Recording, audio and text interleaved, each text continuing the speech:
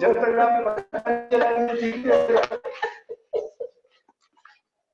सौरभ थोड़ा पीछे बैठना शायद हो सकता है कि आपके कारण हो। आज तो नहीं लगाई थी, लगाई क्योंकि खुद ही ठीक करे। हाँ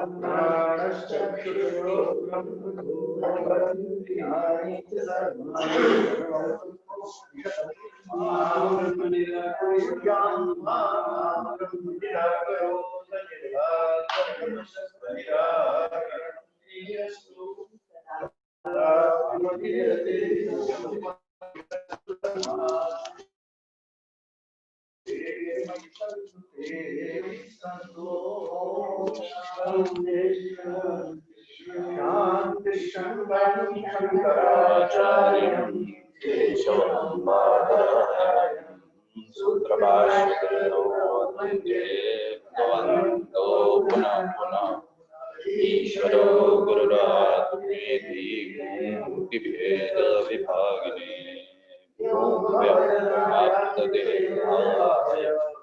दक्षिणामूर्तये नमः।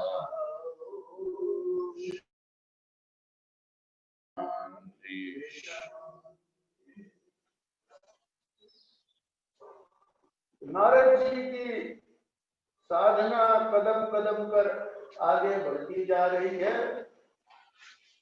उसमें परमात्मा का जो समष्टि ज्ञान क्रिया शक्ति वाला रूप, उससे उन्होंने अपने अभेद का अनुभव किया।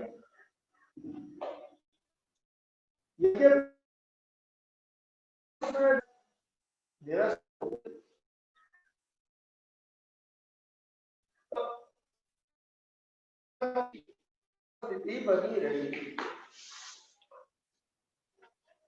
उनसे भेदे तो नहीं रही, इतना तो ठीक है, पर उपस्थिति तो रही। ईश्वर से भिन्न होकर के मत सही, पर है।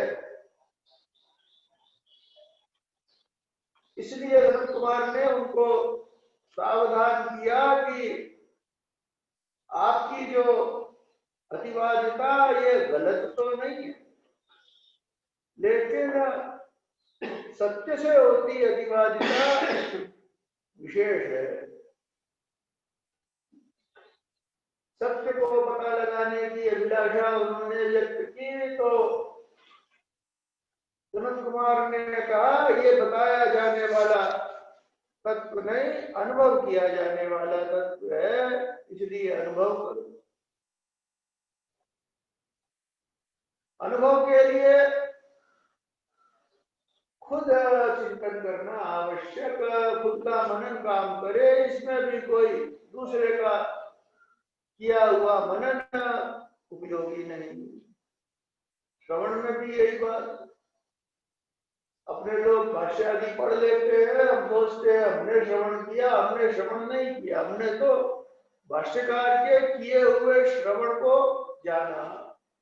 श्रवण मतलब खुद उपक्रमादि चिन्हों से तात्पर्य का निश्चय, उसका प्रकार तो ये होगा, हाँ मेरा ये निश्चय है कि उपनिषद ये अर्थ कह रही।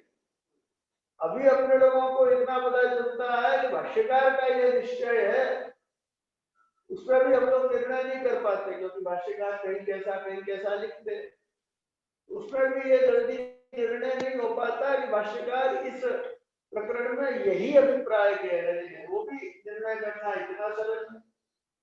अब कदाचित हो भी जाए तो इतना हो भी जाता है कि चलो भाष्यकार का ऐसा मानना, पर भाष्य सामने से हटा करके खुद अगर वही निर्णय दोहराना भी हो गए तो अपने लोग अक्षम है। पता ही नहीं चलेगा कौन कौन से स्थल किस किस लिंग के रूप में ग्रहण करने हैं, अभ्यास कौन सा, अर्थवाद कौन सा उपपत्ति वगैरह वगैरह। कंठ करने वाला कंठ कर भी ले थोड़ा बहुत, हालांकि वो भी करेगा तो मुश्किल ही है, पर कंठ तो हो भी जाए। और ये मुझे ही समझ में आ गया कि यही अभ्यास है, ये नहीं है।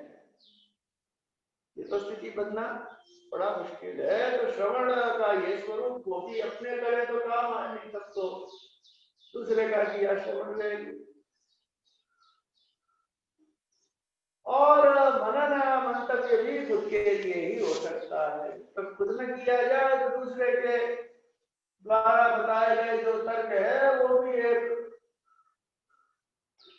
केवल जानकारी का रूप लेकर के रह जाते हैं। शिक्षा वर्ष तो हो गए, किंतु उससे विज्ञान की उपलब्धि नहीं हो पाती। इसी प्रकार शास्त्राचार्य से उपदेश के द्वारा अंतःकरण शुद्ध होने पर उसको अपना ही करना, यही हुआ। शास्त्राचार्य उपदेश तो बहुत जैसे चला गया, जैसे शंकराचार्य जी का अपना लो,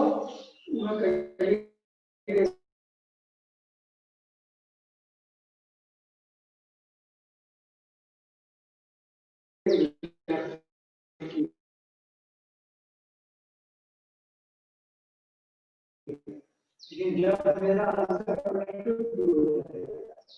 तब वही शास्त्राचार्य का और नहीं रह जाएगा।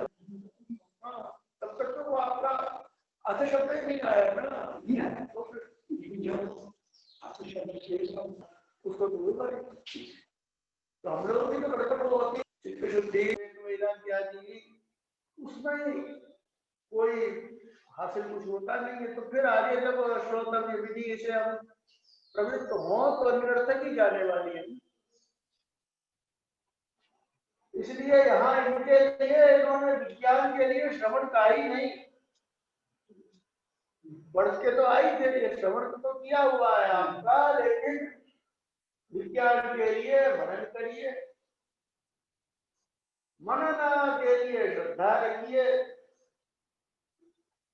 श्रद्धा के लिए निष्ठा, आवश्यक निष्ठा के लिए करना पड़ेगा। करेंगे आप कब? जब सुख मिले। सुख क्या, अब इन्होंने सुख का साधन नहीं बताया, जैसे पहले बताते चले, अब वैसे ही उसी तरीके से कह रहे हैं। बीच में ये जो कहे सिर्फ साधन साधन बता दिए, स्वरूप का वर्णन पहले भी करते गए, अब फिर कर रहे हैं। यो वै भूमा तत्सुखम नास्ते सुखमस्ति। सुख मिले तब आप करेंगे, तो सुख क्या है बताया कि जो भूमा है वही सुख है। छोटे में सुख नहीं होता, कम में सुख नहीं होता। भूमा ही वो सुख, बहुतायत में ही सुख है। तब नारद जी ने कहा देव जिज्ञासितव्य भूमानं भगवो विजिज्ञासे। अगर बड़प्पन को ही समझना जरूरी है तो उसी की मैं जिज्ञासा करता हूँ, वही मुझे बताइए। अब देखिए भाष्यकार क्या कहते, यो वही भूमा, मूल का पद, उसका मतलब क्या? तो महत, महान हो गए। महान भी कैसा? तो निरतिशयम, जिससे बड़ा और कोई संभव हो गए नहीं, उसी को बहु ये भी कहा जाता है। ये सब पर्याय, महान कहिए, निरतिशय कहिए, बहु कहिए, बहुत कहिए, पर्याय है, उसी के लिए भूमा शब्द है। तत्सुखम, वो यहाँ सुख शब्द से कहा जाए। अतः यहाँ पदार्थों का तो प्रसंग संभव, बहुत सी चीजें सुख दे, ये अगर हो गए तो आपको मन भर कोई सुअर की टट्टी ला करके दे दे, 10 मन दे दे, ट्रक भर दे दे, बहुत है, सुख तो नहीं हो। चीजों में आपको पसंद की भी होवे तो भी ज्यादा होने पर वो आपके देश का एक बनती भोजन होवे, पसंद का भी होवे, एक सीमा के बाद आपको परेशान कर। कपड़े आपके पसंद के भी होवे, कितने पहनेंगे, 8, 10, 12 तक पहन लेंगे, फिर बुझा हो जाएगा, हटाओ भाई इतने तो उतारो। तो विषय कैसा भी हो, केवल बहुत होने से सुख होवे ऐसा नहीं कहा जा सकता। इसलिए यहाँ जो कह रहे हैं वो विषय तो संभव ही नहीं है, उसको कहते हो कि बहुत सारी चीजें हो जाएंगी या कोई एक चीज भी बहुत हो जाएगी तो आपको सुख हो जाएगा या किसी को हो जाएगा, वो हो नहीं सकता, संभव नहीं है, कहना भी नहीं संभव, और अगर कहा तो गलत हो जाएगा। इसलिए यहाँ जिससे अतिरिक्त कुछ दूसरा रह न जाए, बस उसी को बहु शब्द से कह रहे हैं, आगे कुछ स्पष्ट नहीं करें, दूसरा कुछ उपाय नहीं, तो जो इकलौती वस्तु वो बहुत हो गई, अर्थात उसी को इन्होंने यहाँ शुभ शब्दार्थ बता दिया।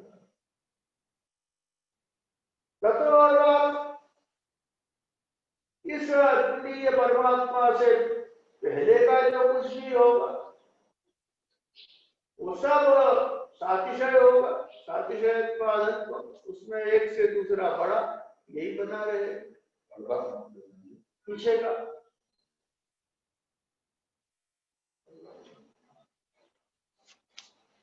अब तक जो ये बताते चले आए हैं वो सब पीछे का हो गया, अब आकर के अंत में भूमा कहा, इससे पीछे जो कुछ भी बता दिया नाम पर्यंत और नाम के अंतर्गत भी जो आ गया था वो सारा, वो सब अल्प ही है। अगर सिद्धियों की दृष्टि से देखे तो परमात्मा के दशांश में माया होती, अल्प हो गई अपनी, बाकी तो उसके दशांश में आकाश वगैरह वगैरह, तो बाकी तो सब अल्प होना है ही।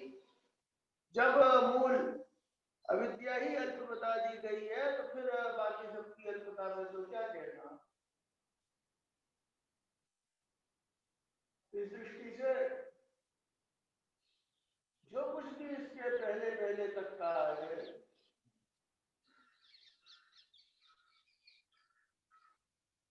उसको अल्प कह दिया। अल्प कहने का मतलब ही हो गया कि तस्मिन् अल्पे सुखम नास्ति, उसमें सुख कहा नहीं जा सकता है ही नहीं। सुख मतलब क्या, तो बहुत, तो इसका तात्पर्य क्या हुआ कि जो अल्प है उसमें बहुत नहीं, जिसको अपने कह देते हैं बहुत लड्डू हो गए, हो ही नहीं सकते, लड्डू अल्प है तो वो बहुत हो ही नहीं सकते, ये तात्पर्य होगा। बहु शब्द का मतलब ही क्या कर दिया इन्होंने, निरतिशय। लड्डू वो होगा ही कैसा, तो सातिशय, तो विषय कभी बहुत हो ही नहीं सकता, इसलिए विषय सुख नहीं हो सकता, ये तात्पर्य। जी इसमें बहुत मतलब वो बड़ा जो सबको व्याप्त करता है वो बोल रहे हो कि नंबर वाइज जो बहुत सारे एनी वाइज, नंबर वाइज समझो, जिस तरीके से समझा जा सकता है उसको समझना पड़ेगा, जिस की कंप्लीटनेस को कोई दूसरा चैलेंज करने वाला नहीं होगा।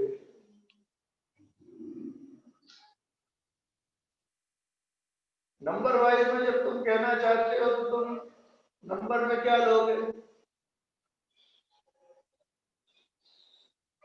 इनफाइनाइट, वही आप नंबर ऐड करेंगे वो तो चैलेंजिंग हो गया। इसमें अगर नंबर वाइज कहना है तो एक बोलना पड़ेगा, 1, एकमेव द्वितीयम अपने लोग कहते हैं, तो एक, वो तो ठीक, वो एक तो की इनफाइनाइट, एक इनफाइनाइट, अच्छा एक ही तो इन्फिनिट हो गया, यहाँ 2, 4, 10, 20 बोली है, वो तो सब दूसरे के सब चैलेंजिंग आ गए ना। जो 9 है वो 10 नहीं है, जो 10 है वो 9 नहीं है, वो तो दोनों भिड़ते रहेंगे। एक वो सभी रहे, 10 भी एक है कि नहीं।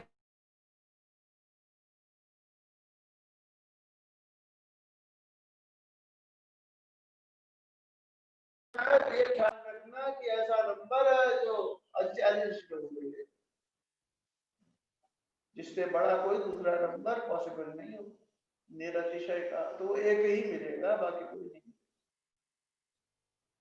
अब तुम जो इंफिनिट कहना चाहते हो बात गलत नहीं होगी, बशर्ते तुमको इंफिनिट का ठीक ठीक कॉन्सेप्ट मालूम हो। बहुतेरे नंबर वो इंफिनिट शब्द का अभिप्राय नहीं, इसलिए मैथमेटिक्स में इंफिनिट का सारा ही सिस्टम हम लोगों के ये सब बाकी जो नंबर्स है रैशनल वैशनल सब इनसे अलग ही हो जाता है। इसलिए जैसे 2 और 2 तो 4 हो, ऐसे इंफिनिट प्लस इंफिनिट वो 2 टाइम इंफिनिट नहीं होगा, इंफिनिट माइनस इंफिनिट वो भी पूरा नहीं होगा। तो जैसे अगर इंफिनिट कह लो तो हम लोगों को हर्जा कुछ नहीं, जैसे अपने यहाँ एक नेवस्थिति आप कहते हैं, वैसे ही पूर्ण पूर्णा इत्यादि वहां भी कहा है, पूर्ण मतलब इत्यादि, वहां पूर्ण को कुछ लोग इंफिनिट इस ढंग से ट्रांसलेट कर भी देते।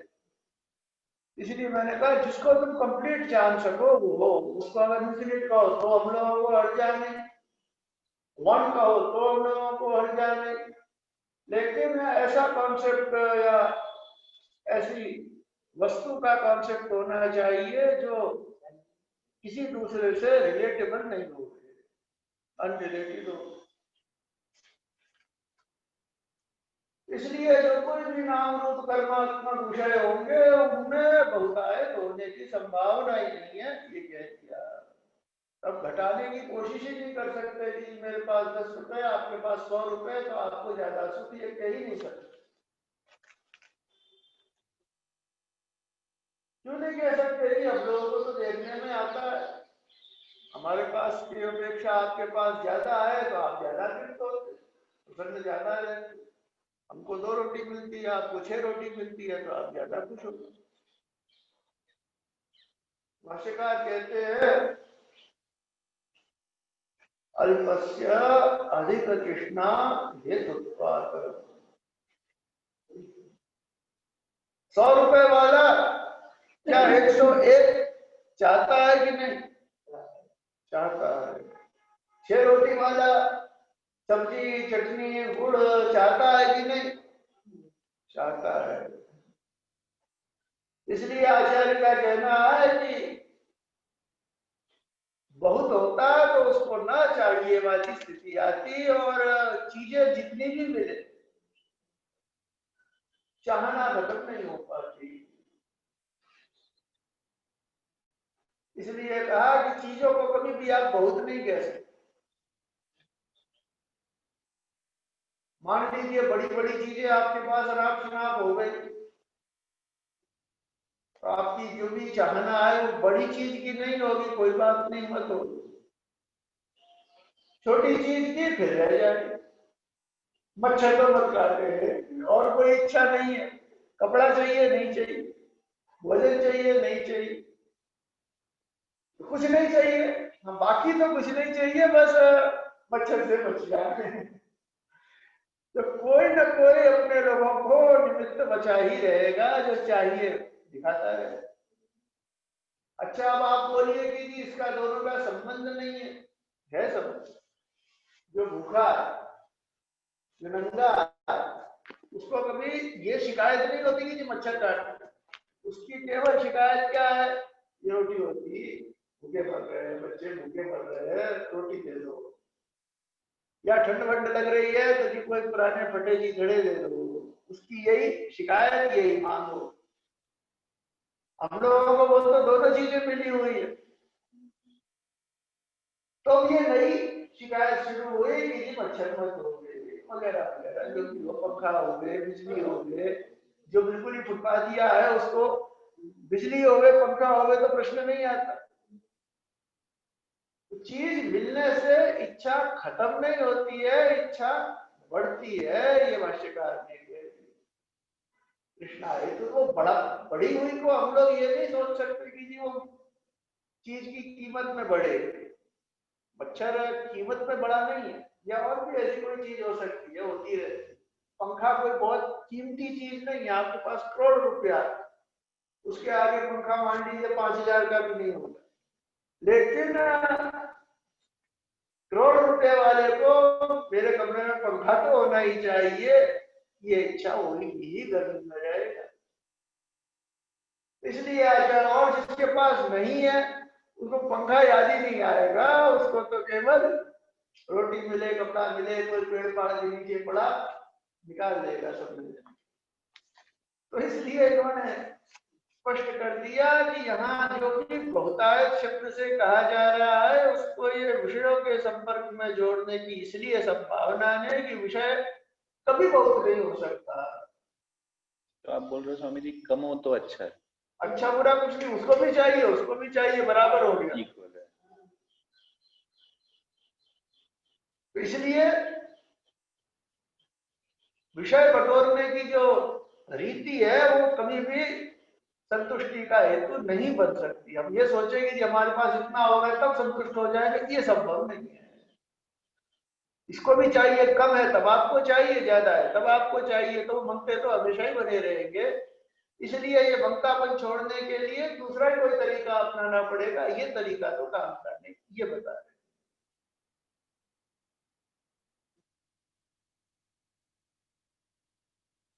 नहीं, हम सावधान हो जाएंगे। तो आचार्य कहते हैं अल्प जो होता है ना वो अधिक तृष्णा को हेतु बनता है। विषय के अंदर ये विशेषता है कि आपको मान लीजिए कोई सामान किसी ने दिया, भेंट दी, कोई लेना नहीं देना नहीं, आपको ला करके कोई एक जोड़ी कपड़ा दिया। अब वो कपड़ा बैठ करके आपके मन में एक नई इच्छा पैदा करेगा, एक झोला तो देता है, कपड़ा लेके कैसे जाए, पंडित में तुम भी कपड़ा काट दो बिना झोले। सब या तो मन में कहेंगे या फिर जा करके मांगेंगे, अरे कोई झोला तो निकाल के तो भाई लेके कैसे जाए ऐसे उठा करके। चलो कपड़ा कोई बोले गड्ढे में डाल के ले भी जाओ, और कोई ऐसी चीजें होवे, थोड़ी बिखरी बुखरी चीजें होवे, तो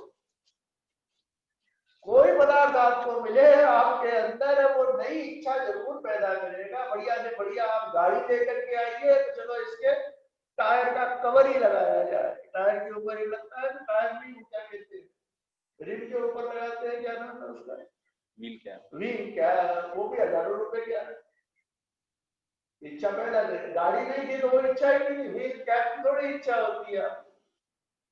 तब तो यही इच्छा है कि भाई कोई वाहन मिले, किसी ने गिफ्ट दे दिया आपको, ये नई इच्छा पैदा करे। आचार्य का कहना है कि विषय की विचारे की खुद की विशेषता है कि वो चाहे जैसा आ जाए, बढ़िया से बढ़िया आ जाए, आपके पास पूरा महल आपको मिल जाए, तो भी आपको इच्छा होगी अरे एक झाड़ू लगाने वाला भी चाहिए, बड़ा महल। तो वो क्या इच्छा होगी इसका कोई कहना नहीं, कैसे नहीं कह सकते, किसी को कुछ किसी को कुछ होगी, पर ये जरूर है कि कोई चीज होगी नाम रूप परमात्मा जो आएगा उसमें ये है कि वो नया कुछ न कुछ चाहने के लिए आपको मजबूर करे। चलो कोई नहीं, मजबूर करेगा तो बाजार से जाके ले आएंगे कोई झाड़ू। आजकल मशीनें आती है झाड़ू पोछे वाली, वो उठा लाएंगे। तो आचार्य कहते हैं कि केवल वही नहीं छोड़ेगी वो, तृष्णाच दुख बीजम, केवल तृष्णा होकर के नहीं रह जाएगी, वो तृष्णा जो है ना वो आगे आपको विषय तो लाने को मजबूर करेगी, सो करेगी, लेकिन दुख का बीज भी वही है, आगे उससे दुख ही पैदा हो। जैसे आप यहाँ अभी कल ही हम लोग गए थे या परसों जामनी गए थे, एक यहाँ पौधा होता है लालटेनिया कहते हैं यहाँ के लोग उसको उखाड़ दीजिए, जला दीजिए, फिर पैदा हो जाते हैं। हजारों रुपया, लाखों करोड़ों रुपया सरकार ने लगाया उखड़वाने में, जलवाने में, फिर पैदा हो जाते हैं। क्यों जी? तो उसके बीज बचे रहते हैं। अपनी एक खट्टी मिट्टी करके देख लीजिए आप लोग, छोटी छोटी जो पत्ती निकलती है ना, 3 पत्तियां होती है, चखो तो खट्टी मीठी लगती है, अच्छी लगती है, चटनी वटनी में डाल सकते हो उसको। तो खाते हैं यहाँ पर। हाँ, उसको आप उखाड़ लीजिए तो आपको लगेगा जड़ से आ गया, पर वो जड़ से नहीं आता, उसकी जड़ से बची रहती है। उसको कभी धीरे धीरे अगर खोद के देखिए तो जड़ के नीचे फिर नीचे जड़ होगी, फिर उसमें एक गांठ होगी, फिर एक जड़ होगी, फिर एक गांठ होगी, बहुत गहरी जाती है। पूरी निकालिए तो बात है अलग, अन्यथा आपने 1-2 गांठ तक निकाल के दी तो फिर 4-6 हफ्ते बाद, 10 दिन 15 दिन बाद फिर आ जाएगी।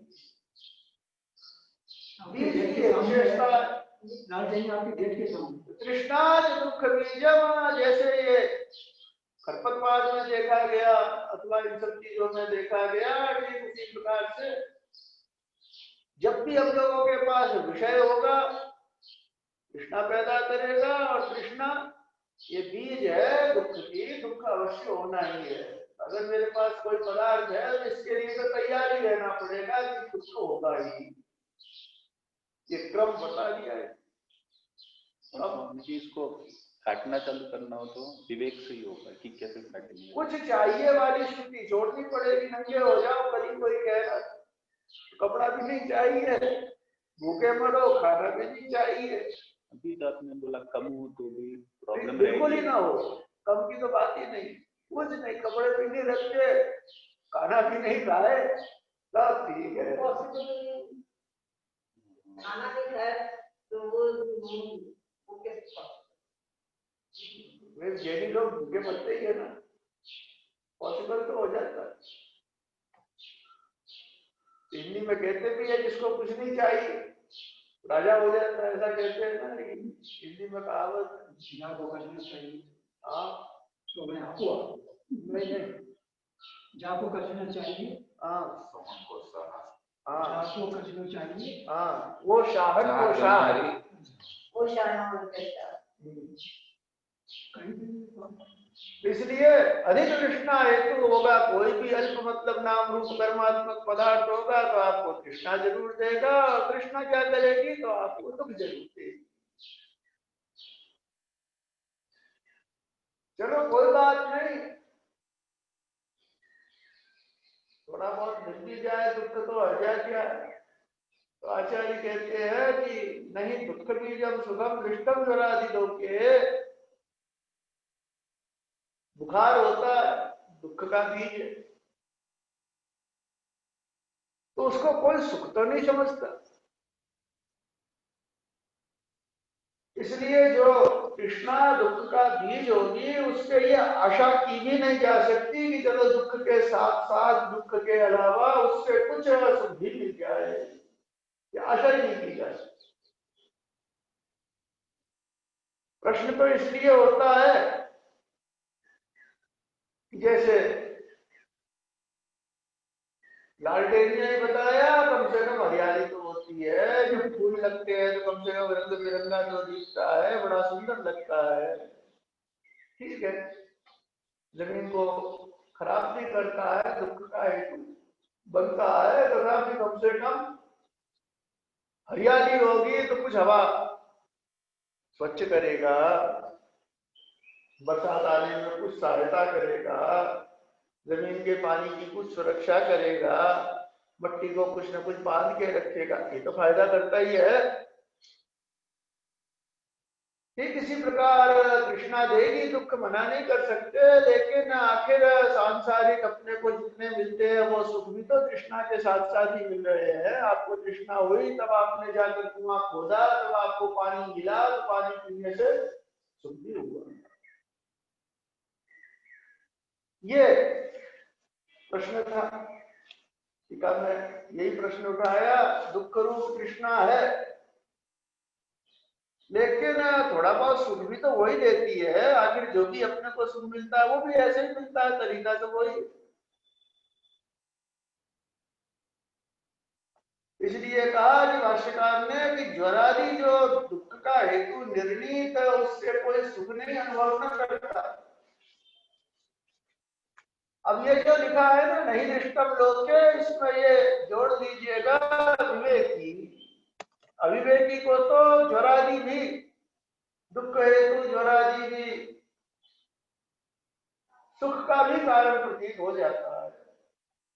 छोटा बच्चा हो गए, स्कूल जाता बच्चा हो गए, कल परीक्षा और आज बुखार आ गया, बड़ा खुश होता है कि अब तो मुझे छुट्टी मिल ही जाएगी। न माता पिता कहेंगे जरूर जा, और न अध्यापक कहेंगे जरूर आ, छुट्टी दे देंगे। हाँ तेरे को ये परीक्षा बाद में दे देना या फिर प्रमोट कर देंगे,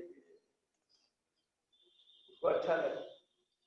ऐसे और निमित्त हो जाते हैं कदाचित, जब लोगों को लगता है कि अच्छे मौके पर आ गया बुखार, हमको ना करना था, किसी ने निमंत्रण दिया, जबरन मजबूरी में हाँ भरी थी, ज्यादा था नहीं, अच्छा हो गया, बुखार आ गया, झूठी नहीं बोलना पड़ेगा, 2 दिन आराम करके बुखार ठीक हो जाएगा, जाने के डंडे से बच गए। तो अविवेकी लोग तो ज्वरादि को भी सुख मान सकते हैं, मान लेते हैं। भाष्यकार का अभिप्राय है जो विवेकी है उसको दुख बीज में सुख की बुद्धि नहीं होगी। अब लोगों को होती है वो इसलिए कि हम लोग विवेक करते हैं। जीर्ण तो मैं हो रहा हूँ, हैं? जीर्ण तो मैं हो रहा हूँ, कृष्णा में जीर्ण हो या मैं तो जीर्ण हो रहा हूँ, ये पता ही लगता, मैं जीर्ण हो रहा हूँ, कृष्णा भले जीर्ण ना हो। मैं तो जीर्ण होता ही नहीं, कृष्णा न जीर्ण भयमेव। इसलिए मैं तो नहीं जीर्ण हो रहा है। हम मैं बताइए मैं कैसे जीर्ण होगा? शरीर शरीर होता है, शरीर पे जीर्ण हो रहा है, ये नहीं लगता। सबको लग रहा है, किसको नहीं लग रहा? किसी बुढ़े से पूछे तो जीर्ण है कि नहीं? सुख की होती तब भी है आपको चाहे विवेकी को भी आपको खीर में बादाम मिलता है तो आपको नहीं लगता अरे दांत चले गए, बेकार हो गए? तो फिर जीर्ण आपको जीर्णता अनुभव में नहीं आती? सबको मालूम रहता है मैं बुढ़ा हो रहा हूँ, इसमें कौन सी बड़ी बात? हर हालत में यहाँ भाष्यकार का जो ये कहना है कि जो दुख बीज होता है वो सुख नहीं समझा जाता, वो है विवेकी के द्वारा। अविवेकी तो उसको सुख समझ सकता ही है और समझ ही लेते हैं, अपने लोग तो समझ ही लेते। नहीं समझे ये जरूरी, बस इतना इनका कहना।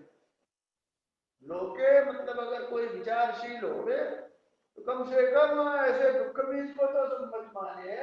अपने लोग तो अविचारशील अविवेकी होने के चलते उसको सुख इस रूप से स्वीकार करके ही तो इतने अनादिकाल से आज तक बंधन में बने ही हुए हैं। अगर इतना ही समझ में आ गया होता कि दुख बीज सुख नहीं है, तब तो जीवन का सारा क्रम ही उल्टा हो गया। आदित्य चक्षु हो ही चुके हो। तस्मात युक्तम, इसलिए नारद जी को कहा कि ये बिल्कुल ठीक बात है, आप इसको समझ के रखिए, निर्णय रखिए कि अल्प में मतलब यही नाम रूप कर्म में सुख है ही नहीं। उनको कहा था सुख मिलेगा तो करोगे।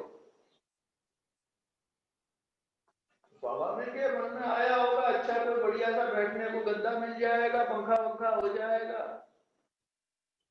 मच्छर के लिए मच्छरदानी हो जाएगी, साउंड प्रूफ कमरा हो जाएगा, अल्लाह नहीं आए बाहर से सुख मिलेगा।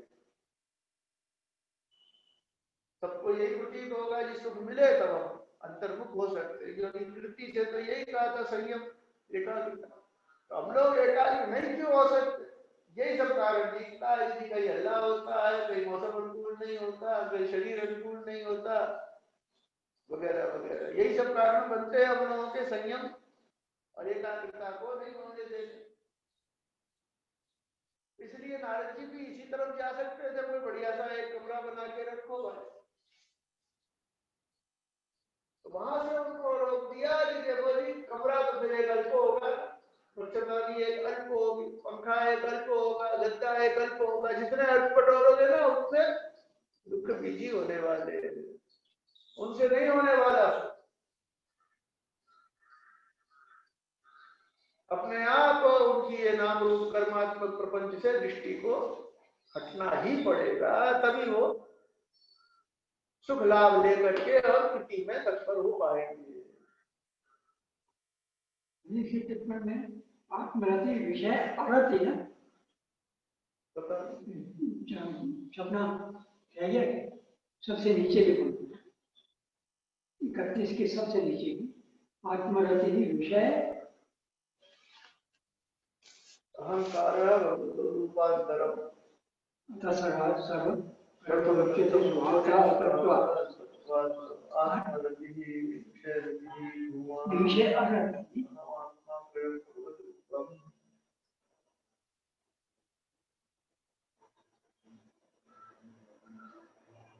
पता नहीं आपने क्या लिखा है? नहीं छपा ही नहीं, इनके क्या लिखा है?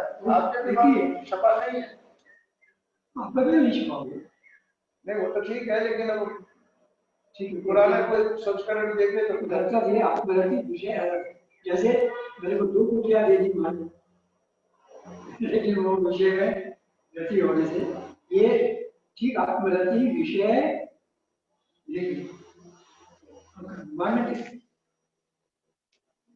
नहीं वो मतलब आप ये पूरी टिप्पण पढ़ के बोल रहे हैं, बस आप पूरी टिप्पण पढ़े इसीलिए पूरी टिप्पण में देखिए इस बात सब तो शुद्धि का है। पूरी टिप्पण पढ़ी तो आप किसका मन चल रहा है तो बताइए। ये अपना लिखा है अनुसारी विवरण किसके अनुसार? समाचार कौन स्व मतलब कौन? ये है पक्का है? आगे किसी देख चुके आप? ये मध्वाचार्य का लगा गया, इनका लगा गया। मध्वाचार्य का नाम खत्म हुआ। इदम तु ब्रह्म दृष्टि मध्वाचार्य का खत्म कहाँ हुआ?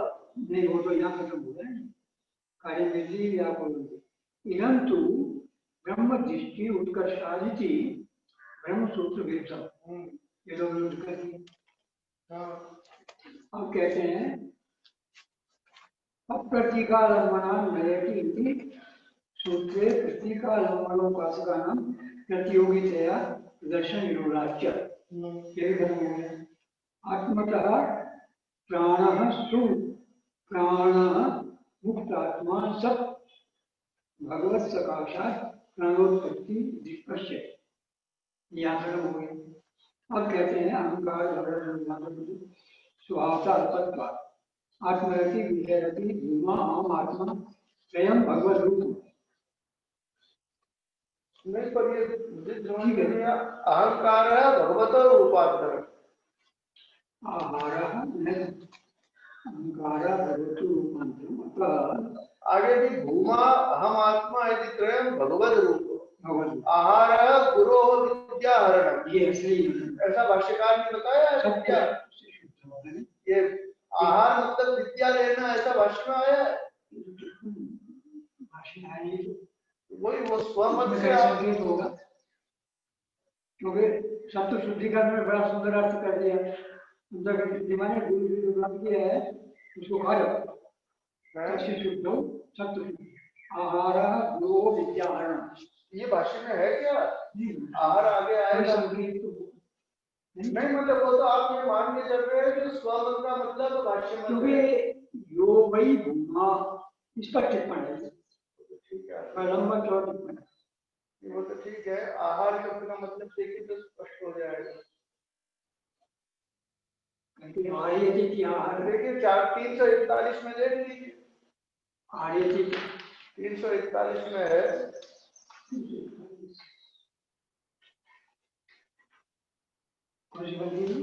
छठी छठी छठी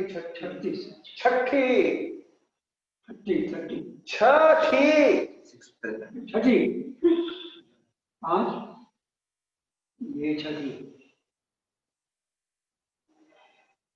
आधी रानी 8 इस पर आर्य थे ये आर्य थे आहार ये हाँ शब्द हाँ हाँ वाचिए आगे। शब्दादि विषय विज्ञान हाँ भोक्तु भोगाय भोगाय आर्यते। हाँ, इसमें कहीं गुरु से उपदेश वगैरह वाली बात यहाँ पे कहीं नहीं। इसलिए अब ये पता नहीं ये जो स्वमत कह रहे हैं ये किसका स्व मतलब क्या है मुझे पता नहीं, इसलिए इस पर इसीलिए मैं कह रहा हूँ यहाँ भी भाषण में संकेत नहीं है आर्य यदि आका। इसलिए ये भाष्य का मत है, आप अपने आप कह रहे हैं स्वमत क्या है? स्व मन किसका स्व, वो तो पहले से जो चल रही है उसकी भी बात हो सकती है ना, वो तो आत्मा भाष्य देखेंगे तो पता चलेगा। अनुमत हो गया, आप कैसे निर्णय कर रहे हैं? यहाँ भी कर दिया भगवत ये जो कहा ना उमा और आर्य यदि आका, ये जो तीन चीजें भगवत रूपम का, ये भी भाष्य में कहाँ लिखा है? और ये जो लिखते हैं भगवतो अहंकार रूपांतरम, ये भी भाष्य में कहाँ लिखा है? इसलिए मुझे तो ये वैसे तो अगर आपको चाहिए तो मध्व भाष्य निकाल के देखना पड़ेगा, यह स्वमत मध्व का हो तो हो सकता है, तो इसलिए हाँ तो मध्व कोई प्रसंग मध्व का ही चल रहा है, अपना सिद्धांत तो ऊपर लिखा ही है अपना मत क्या है और क्या, क्योंकि भाष्य का लिखना होता वो ऊपर छपा ही था, वो शास्त्री जी नीचे क्यों लिखते? तो ये इनके टिप्पणी जो है ये तो खासकर रामानुज और मध्व के मतों के प्रदर्शन, उसके दोष दर्शन वगैरह में प्रवृत्त है, तो इसलिए उसको अगर ठीक से समझना है तो एक बार मातृभाष्य देखना चाहिए।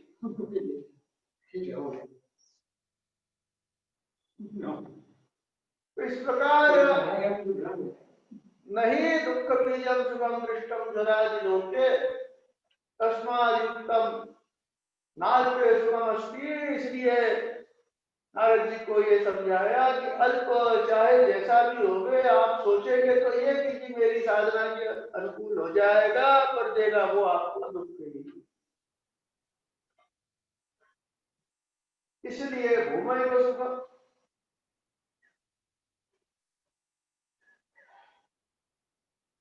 इसमें टीकाकार लिखते हैं अल्प सुख अपने को तो प्रतीत होता है कि चलो जी हमको ये चाहिए था वो मिल गया तो सुख थोड़ा ही है सही, लेकिन सुख तो हुआ है।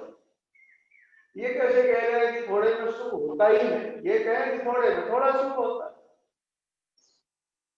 टीकाकार कहते हैं यहाँ वेद का मतलब ये है कि थोड़ा सुख है उसका अंतर्भाव, उसको तो दुख में ही गिनना चाहिए। जो हमको थोड़ा बहुत हो जाता है सुख, उसको सुख इस रूप से गिनना ही देगा, उसको गिनना ही क्या चाहिए? तो दुख हुआ, थोड़ा कम दुख हुआ या थोड़ा ज्यादा दुख हुआ, बस इतना ही फर्क है। सुख हुआ करके सोचने समझने की जो अपनी रीति है वो छोटी। आपने दृष्टांत दिया ना, सब कुछ है, एक कमरा भी चाहिए। कमरे ही नहीं, कमरे में मच्छर भी मत हो गए, कमरे में पंखा भी हो गए, नहीं हो वो विषय अलग, ये रति भी ना हो, नंगा रहो, रतिवती तो कपड़ा भी नहीं चाहिए, नंगा तो अल्प की बात चल रही है ना, रति तो आगे आए, अभी तो इतनी बात है कि अल्प जो भी होगा वो दुख देगा। कम से कम बिजली तो वो 2 कमरे बना दिए मेरे लिए, सब सुविधा कर दी, नहीं सुविधा अल्प जो भी होगा तो 2 ही कमरे से, इसलिए भी मिला आपको 2000 कमरे होते, अच्छा थी ना 2000 कमरे कमरा। सबके पहले ये कह चुके कि नंगे रहो तो होगी, अल्प ये अधिक कृष्णा का हेतु होगा। इसलिए निर्णय दिया कि अगर अपने लोगों को थोड़े से सुख होता मिलता भी है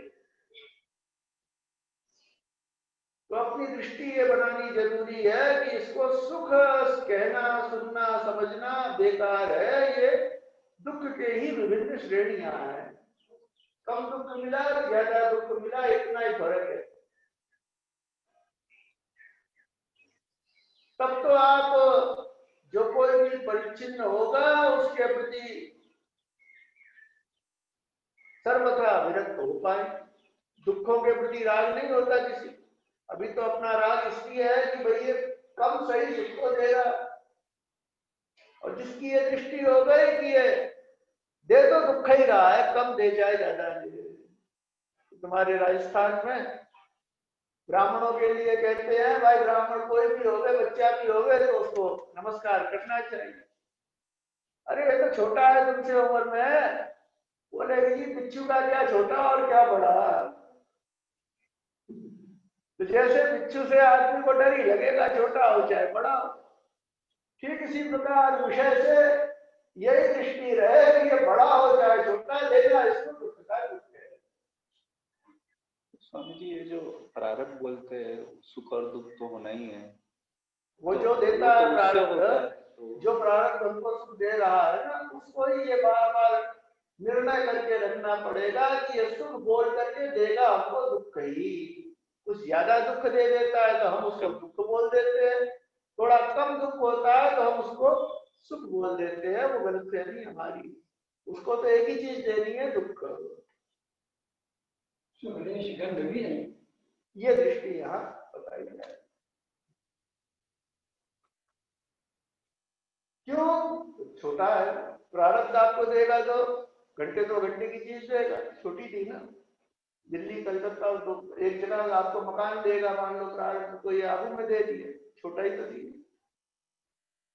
पृथ्वी में भी दे दिया तो छोटा ही हुआ। यहाँ तो पूरे विश्व की ब्रह्मांड की दृष्टि से देखे तो अनादि अनंत देश या काल या वस्तु की दृष्टि से तो प्रारब्ध कुछ देने से रहा।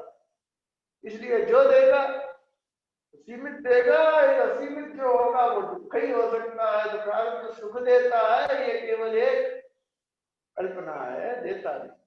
पर स्वामी जी इसमें आप जो बता रहे हैं कि कम दुख या ज्यादा दुख, तो आप बोल रहे हो ज्यादा दुख की तरफ जाओ, क्योंकि दुख के तरफ जाओ ही मत, न ज्यादा न कम। स्वामी जी मैट्रेस पे अच्छी नींद आती है, अभी सोचू मैट्रेस हटा दो ताकि नहीं, कम, हटाओ तो फिर एक और इच्छा दुख होगी। चालू हो जाएगा।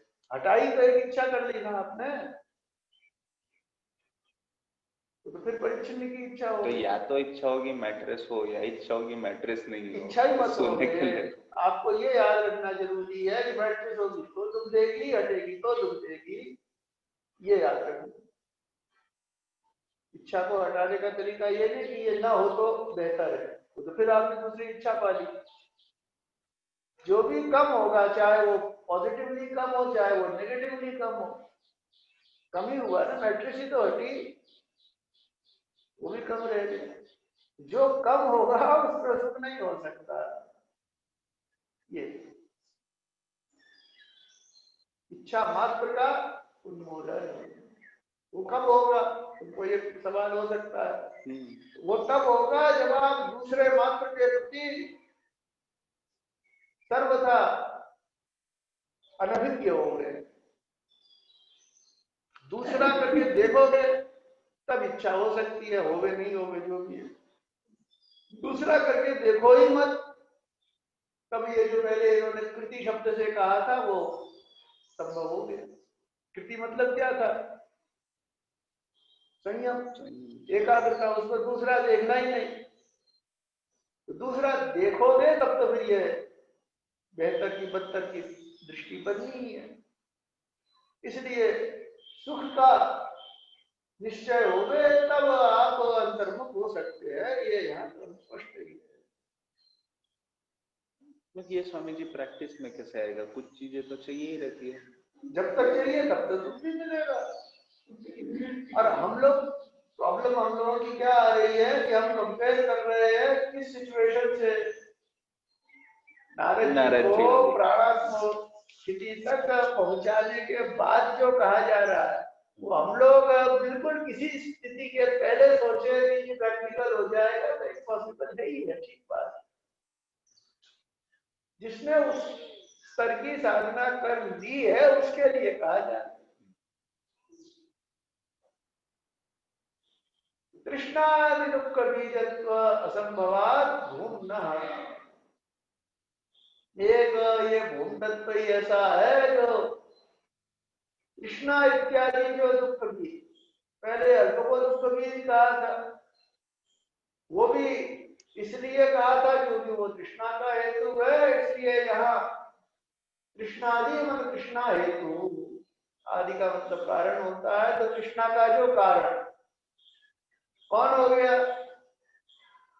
अल्प, वो कैसा है जो दुख बीज है। कृष्णा एक्सेट्रा ऐसा यहाँ आदि का मतलब समझने की जरूरत नहीं। कृष्णा का आदि बने है कारण जो, ऐसा जो अल्प वो है दुख बीज। और ऐसा दुख बीज भूमा नहीं हो सकता। क्यों? तो अल्प नहीं। तो अल्प की विशेषता भूमा में नहीं, भूमा की विशेषता अल्प में नहीं। इसलिए आप भूमा को अनुभव करेंगे, भूमा को जानेंगे। यहाँ अनुभव करना और जानना, भूमा रूप से अपने आप को समझना, ये सब एक साथ ही है। इसलिए भूमा का वर्णन, आत्मा का वर्णन और अहम का वर्णन ऐसे किया जाएगा। पहले भूमा के रूप में कहेंगे, फिर आत्मा के रूप में कहेंगे, फिर अहम के रूप में कहेंगे। जब आप मैं के रूप में कुछ समझने की कोशिश करते हैं तो वहां समझना, अनुभव करना, होना सब एक में हो जाता है। इसलिए यहाँ इसी बात को सूचित करने के लिए तीनों को इकट्ठा करके बता देंगे। इसलिए आगे वो ये पूछेंगे कि नहीं कि उसको कैसे पाया जाए या जाना जाए, फिर तो यही पूछेंगे वो रहता कहाँ है वगैरह। बदल मतलब सारी भाषा बदल चुकी है।